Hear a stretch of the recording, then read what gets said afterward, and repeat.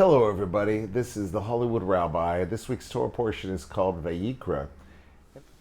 This week's Torah portion deals with the largely misunderstood role of sacrifices that are mentioned in the Bible.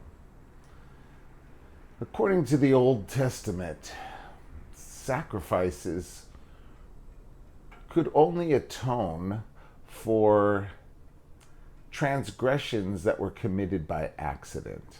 Let me give you an example.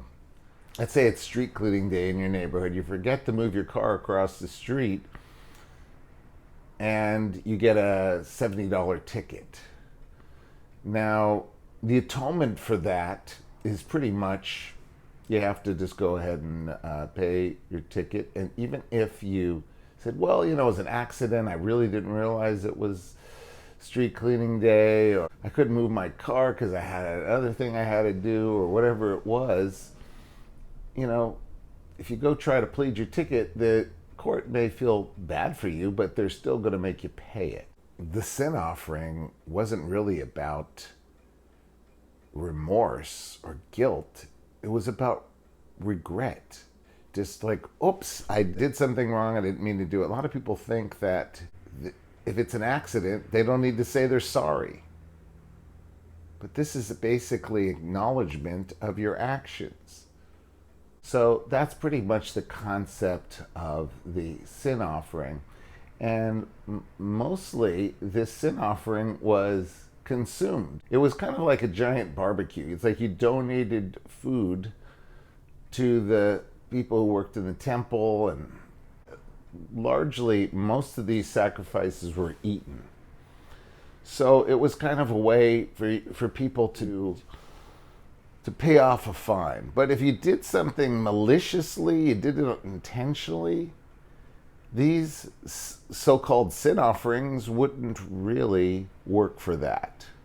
That wasn't the purpose of these sin offerings.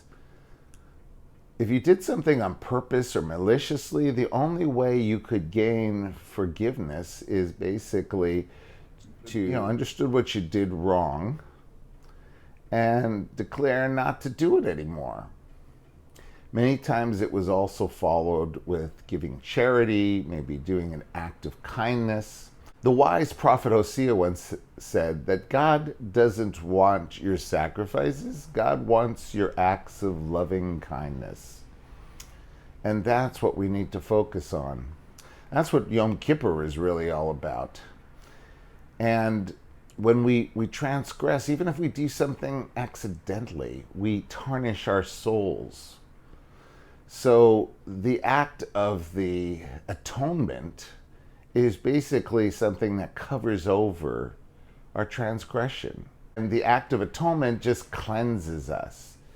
For instance, Yom Kippur, we're asking God to cleanse us from our transgressions. But when we actively do something wrong and we continue to do it wrong over and over again, it's considered an insincere confession, and our indiscretions are not pardoned until we pledge never to do it again.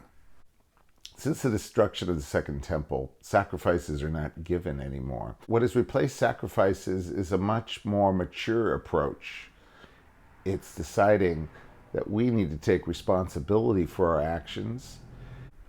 It's actually a much more mature way of relating to people and God.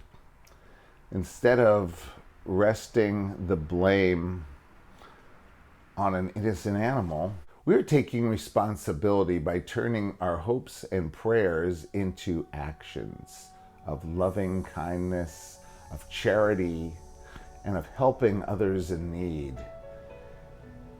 And then we find out that this is really no sacrifice at all. Acts of loving kindness are things that uplift us and the people around us that we touch. This is the Hollywood Rabbi wishing you all a Shabbat Shalom and a great weekend. Many blessings and health to you and your families, and stay safe and healthy. Thank you so much for watching. Hi there. Did you eat today yet? Do you want some food? Yeah? You're welcome. You have a good day, man. You're welcome.